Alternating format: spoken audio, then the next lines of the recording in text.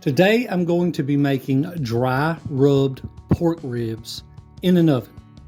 And I want to show you how I personally do it, the tricks and techniques I personally like, and hopefully it helps you out in your journey to making your ribs taste great. So I have been in the mood for ribs. It's just one of those things, every now and then you get a craving. Of course, if you guys have been watching my channel enough, you know it's wintertime here in Myrtle Beach. Water temperatures are not quite up to where I like to go scuba diving and spearfishing, although I've had plenty of friends contact me this week wanting me to go. But what do I do during those times when I can't get fresh fish? Either I go to the fish market or I just wait. But I've been craving ribs, and I know this is a little different than normal. I normally do seafood, but I'm going to show you how I make dry rubbed ribs. Let's get started. You want to start by getting a cooking sheet big enough to hold the entire rack of ribs. Then let's put down a layer of aluminum foil to put the ribs on. So there's a couple of options here.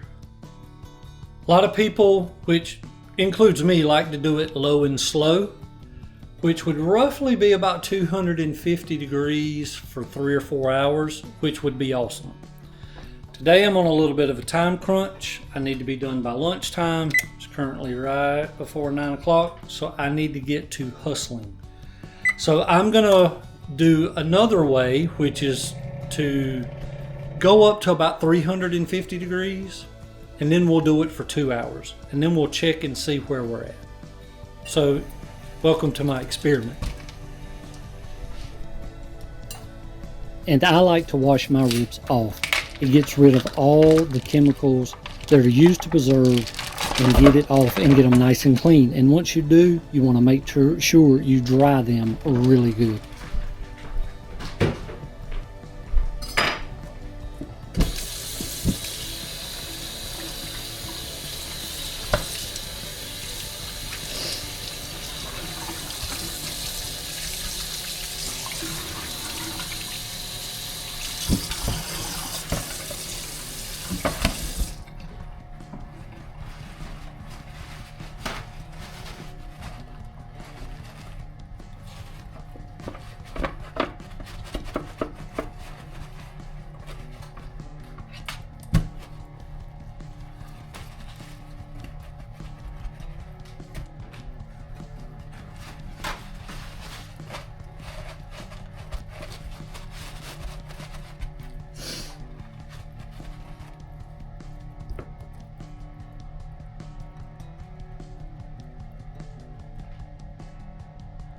Oh yeah, want to dry it off just as quick as you possibly can.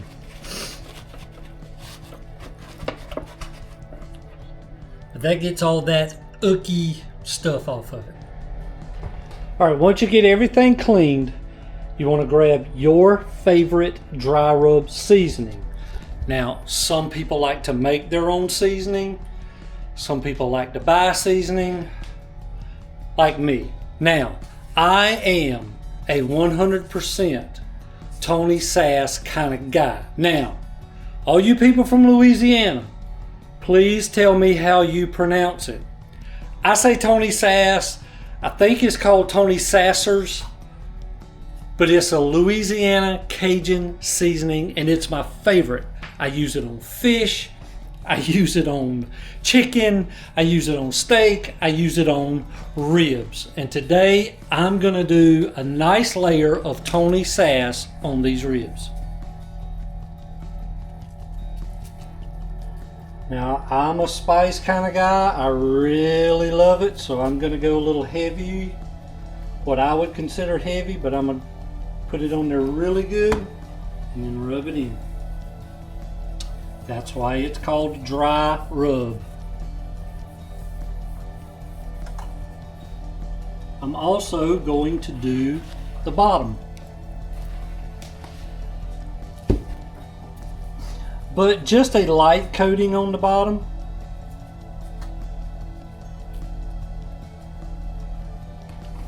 Not quite as heavy.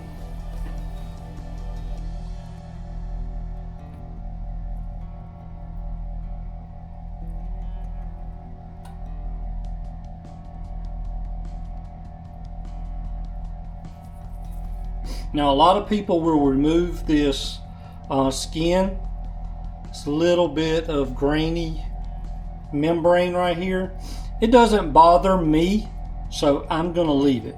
But it's up to you. Some people will remove that membrane. It's so small I can't get my fingers on it, so I think we're good. So now I want to transfer my ribs over to my cooking sheet. If you don't have one, you can cut the rack of ribs in half and use a smaller cooking sheet. And I went at a little angle just because I don't want this meat hanging off the edge. So what I'm going to do is take some more aluminum foil and now cover over the top. Our oven just went off. We are set at 350 and we're ready to go.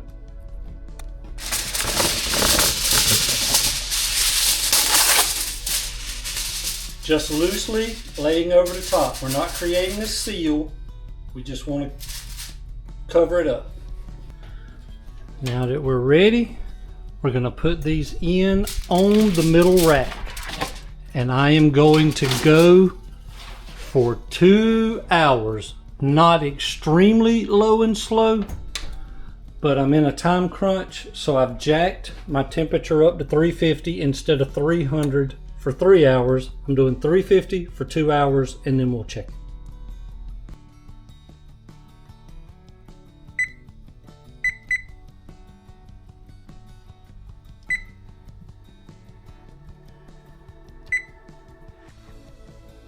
So you can see 2 hours. We will check it at about 1 hour. Little disclaimer here, I am not a chef. I've not been trained as a chef, classically or unclassically. I grew up in a family of what we call country folk that just like to cook and enjoy to make good Southern food.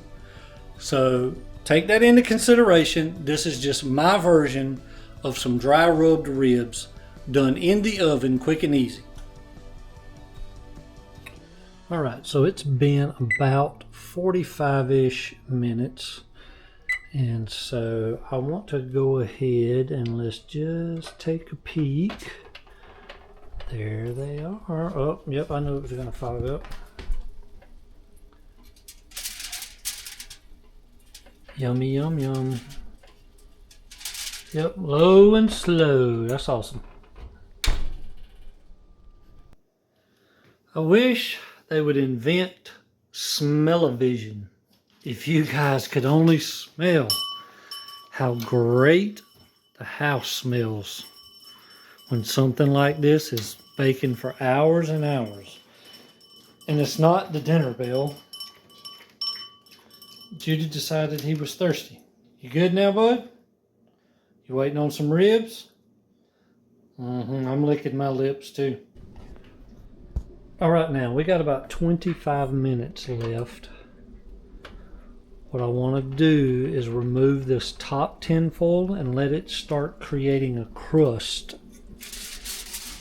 on top of our ribs. Look at that, y'all. Can you smell it? Oh, man.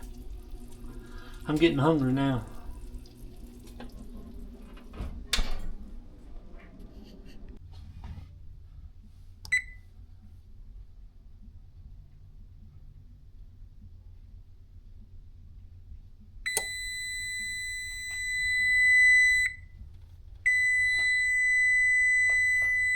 Alrighty, we are done. Look at those ribs. Well, try to look at those ribs through the fog. Alright.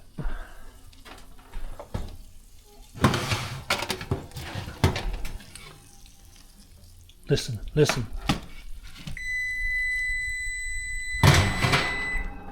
Well, not to the beat.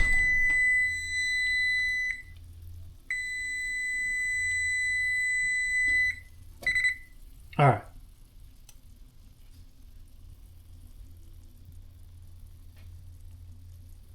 You hear that? Sounds like heaven to me.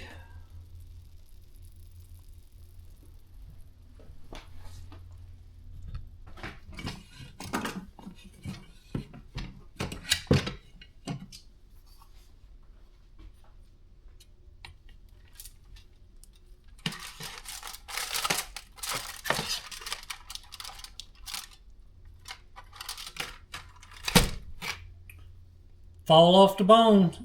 Pulled right out.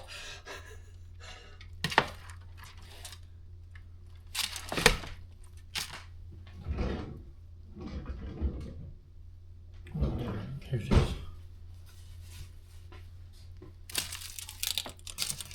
That's what I call fall off the bone, friends.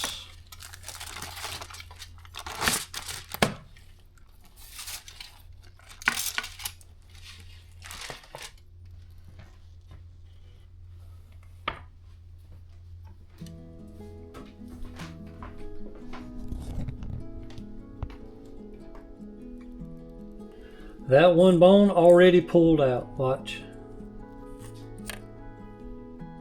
That's what you call pull off the bone tender. These are gonna be amazing.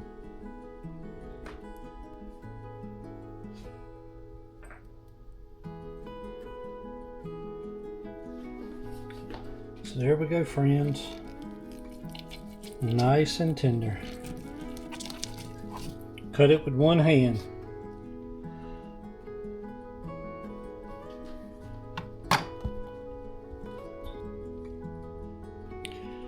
Pull off the bone tender and hot. Pull off a piece here.